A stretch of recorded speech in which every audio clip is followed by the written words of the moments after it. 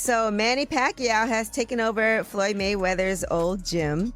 And this is in the heart of Hollywood. It was a partially finished ring. He was showing future placements for the bags. And, you know, I guess that's a statement. Hey, what's going on, man? I'm Frank. I was a coach here at Mayweather Boxing Fitness Hollywood. And honestly, it's been disheartening to go through everything we've been going through. We haven't been getting paid fairly. It messes with your mental health. We had to rely on a member that worked at Chick-fil-A that granted us some free Chick-fil-A cards. So we're all eating unhealthy meals to the point where we can't even go home and get some fresh fruit. We're not able to literally pay for our bills. The debt, it accumulates. The rivalry just reached a breaking point that cuts deeper than any punch ever could. For nearly 20 years, the Mayweather Boxing Club in Las Vegas stood as more than just a training ground. It was Floyd's declaration of dominance. Champions sweated behind those walls, A-listers made the pilgrimage, and Floyd's name blazed across the entrance in bold letters, visible from blocks away. This wasn't just a gym, it was his kingdom. I like to show people a lot of the behind-the-scenes footage just of my life. We opened up this location right here. It's going to be opening up real soon. LA County, Porter Ranch.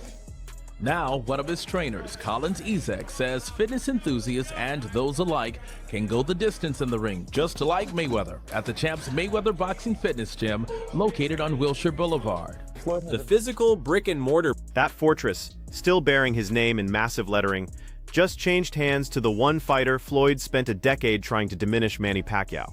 The same rival he'd beaten in boxing's richest bout, the opponent he'd publicly mocked and refused to acknowledge as an equal, now holds the keys to Floyd's most sacred space. Pacquiao strolled in, signed the papers, and Floyd was powerless to prevent it. This is major news. Manny Pacquiao now has a home gym in LA. Pacquiao Prime Box. To grasp why this devastates Floyd beyond mere dollars, you need to understand what that facility represented.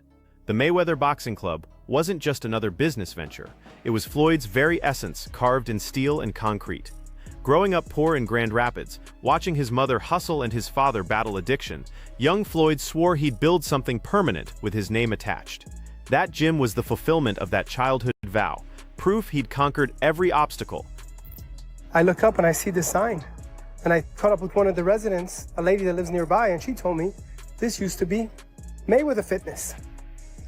Check it out, Manny Pacquiao wins the first round heading in to the rematch. Elite fighters journeyed from every continent just to train inside the Mayweather Boxing Club. It became boxing's holy ground, the ultimate destination for serious competitors. Floyd logged countless hours on that canvas, preparing for career-defining battles within those walls. The building wasn't just listed among his assets, it embodied everything Floyd Mayweather represented to the world, and now Manny Pacquiao owns every square inch. He's a self-proclaimed GOAT. Right. Self-proclaimed GOAT, because he can't claim, he can't even claim in which part that he can claim that he's the only. He cannot claim that he's the only undefeated fighter who retired. There's a lot of fighters, at least more than 15 fighters who retired undefeated. So, but I can claim with some of those. The only 8th division and the only fighter who became a world champion in 4 decades, 4 different. Floyd accumulated roughly $1.2 billion across his 21-year professional career, not millions, billions with a capital B.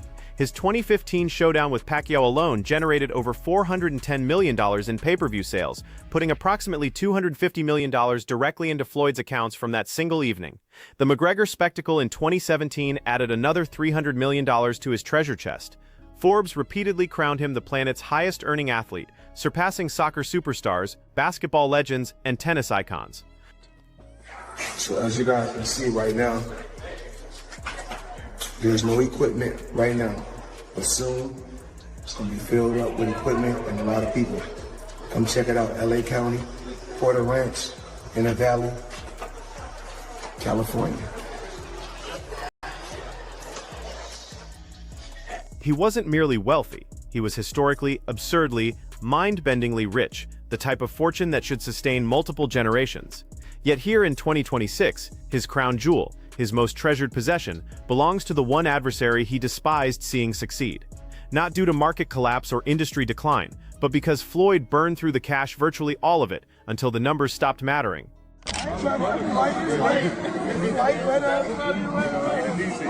me, I ain't got to do nothing for the rest of my life. I don't got to do it. I can sit at home in Miami. I can sit at home every week.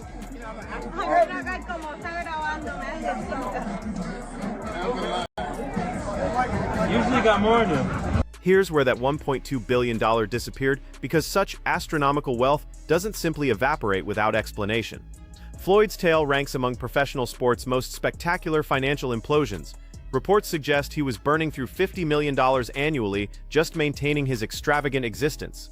He bankrolled a permanent entourage, dozens of bodyguards, assistants, trainers, and yes-men who never questioned his spending habits. Don't worry. You gotta know some stuff. Hey. This is how the champ does it. Yo, straight off the press conference where we're here at Neiman Marcus, this is how you do it, huh? Always. Well, right now, I'm here because I gotta get my grandson something, you know. I'll just spend a bit. You've been doing it like this ever since I've known you. And you know it. It don't stop. Look at this. Something. What I mean, grandson's super blessed. What are you getting him? Little piece or whatever he wants. Whatever he wants. Look at that. This is. I'm looking at $1 million right here. There ain't no million. It's probably like half. Half. Yeah. Floyd simultaneously maintained luxury estates across Las Vegas, Beverly Hills, Miami, and New York. He'd arrive at casinos carrying duffel bags stuffed with cash, gambling millions in single sessions. Multiple private jets sat in his fleet at once. His timepieces cost more than most people's homes, and when the mega-fight paydays dried up, when no McGregor-level spectacles kept the revenue flowing, those $50 million yearly expenses had nowhere to draw from. You can earn $1.2 billion and still drown financially if $1.3 billion flows out. Mathematics always claims victory eventually. We got options. I got about 100 cars. But right here, we like to call this the Sweet 16. Lambo, Ferrari,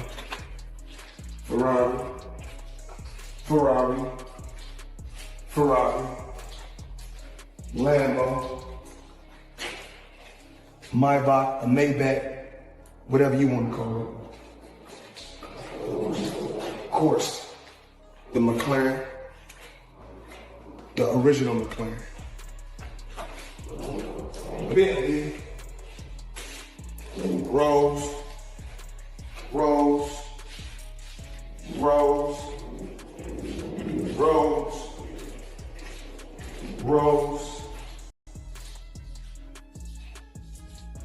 The warning signs had been mounting long before the gym situation became public knowledge. Early 2026 brought a $7.3 million IRS tax lien against Floyd for unpaid obligations from 2018. Two commercial properties had already entered foreclosure within 18 months. His Las Vegas venue nearly faced seizure over $54,000 in delinquent property taxes, a building owned by someone who'd earned $250 million in one night facing seizure over pocket change. Mayweather is going broke based on his spending. And I remember we had Nicholas Irving on the show, and I guess he did some bodyguard work for Mayweather. And he said he's seen Mayweather spend like $500,000, $1 million a day sometimes. Like what though? Flying private everywhere, going on massive shopping sprees, having girls all over the place that he's supporting, like having multiple mansions. God damn. Yo, man. Mayweather, have you ever seen Mayweather fly a commercial ever in life? Have you ever seen Mayweather at an airport? I have not. I've seen his security at an on a plane with me. And Floyd secured a $54 million loan from a billionaire financier at 9% interest, using 14 residential properties, his Las Vegas club, and his private jet as collateral, all cross-collateralized. One missed payment could trigger total portfolio collapse. When the gym stopped generating sufficient revenue to cover operational costs, when expenses mounted while income vanished, that first domino began its fateful fall. So is it just his overhead is so high on a day-to-day, month-to-month? Like I don't even want to talk about it. Like with the lifestyle, that money is going, trust me. Now it's like, you call him, he'll be at your local host in a nightclub, because you need that action right now.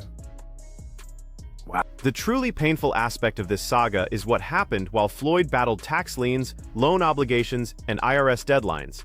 Pacquiao returned to the Philippines, maintained his relevance, sustained his global brand, built successful enterprises across Southeast Asia, and never allowed the world to forget his legacy.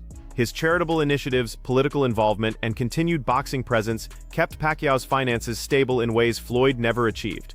When news leaked about the Mayweather Boxing Club's distress, when insiders started talking, Pacquiao recognized the opportunity and struck without hesitation. The tip. $7.3 million in taxes. Floyd Mayweather under investigation again for tax fraud. When I hear that, all I can think about is, here comes the next stunt. Who's he going to fight next? Who's going to be the star that he picks out that he can do a pay-per-view with, that he can get in the Netflix show with? Because one thing Floyd Mayweather knows how to do is put on a show. And he has been in tax issues. Let's say this man has had tax issues for his entire career. But one thing you got to give him is he's always been able to win. Consider the symbolic weight of that transaction for just one moment. In May 2015, Floyd stood triumphant inside the Mayweather Boxing Club after Pacquiao fell short, ensuring the entire planet understood who'd won and who'd lost. 11 years later, Manny Pacquiao owns Floyd Mayweather's gym, not because he landed a knockout punch in some rematch, not because judges rescored their bout, but because Floyd ran out of money.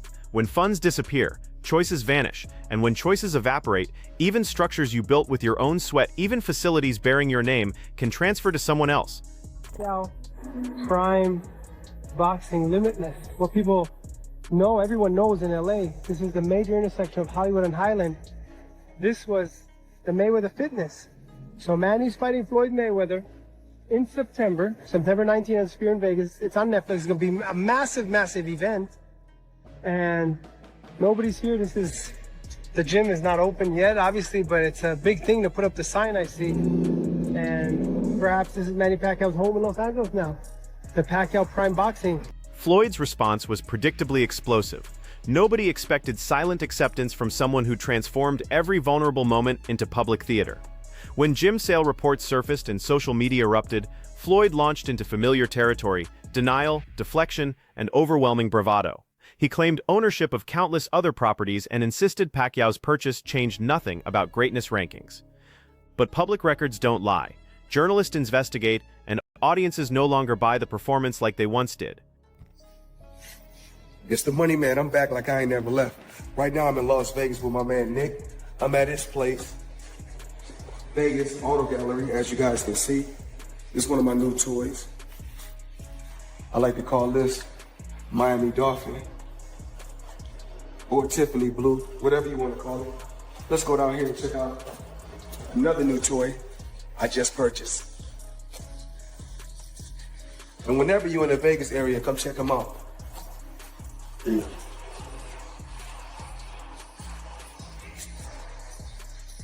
So this toy right here, Toys R Us. I like to call this the Italian Stallion. Kind of remind me of Rocky Balboa. One more toy. Porsche. The cruelest element of this entire narrative is how completely the tables have turned. In 2015, Floyd was untouchable royalty, 49-0, with boxing's richest single-night payday deposited by Monday morning.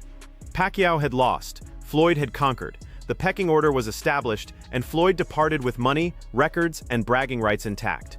The following 11 years weren't a cautionary boxing tale, but a financial avalanche. First cash flow problems, then real estate troubles, then IRS battles, then the $54 million loan, and finally, inevitably, the gym. Floyd left a message on one of my videos. I did a video saying the fight is happening, and Floyd said a message that's not true. There's still a lot of work to be done. He had no way to get out of that. He asked to fight. This transcends sports headlines or rivalry updates. It's a masterclass in what happens when someone constructs their identity around temporary success. The IRS holds a $7.3 million claim. Properties face foreclosure, the gym belongs to Pacquiao, and Floyd's arranging comeback fights at nearly 50 years old. Not from love of competition or missing the sport, but because bills demand payment and boxing remains the only skill people will pay to witness. Floyd built an empire on his reputation, spent 20 years convincing everyone that wealth was permanent, and now the fighter he'd defined his career by defeating owns the kingdom. Floyd constructed while Floyd himself stands outside, powerless to do anything but observe. But I mean, I'm glad that I'm able to just still be able to entertain for the people, and you still get a chance to see just a glimpse of me. Yeah, is it exciting to be like, this is your life for so long with Floyd fighting this guy, fighting Manny, fighting Connor, and all those, you were just at the center of all these talks for so many years. Is it exciting to be back there again and everyone talking about you and Mike and all of that stuff? This title, legend versus legend. So, I mean, that speaks for itself. Any chance that you would take a professional bout in the future after Mike, or is that off the table? It's on it. It's on it. It's been talks. It's possible. Okay, so not totally against that possibility. No, not at all. Not at all. But we just don't know. But as of right now, everything is going great. I feel good. Working hard each and every day.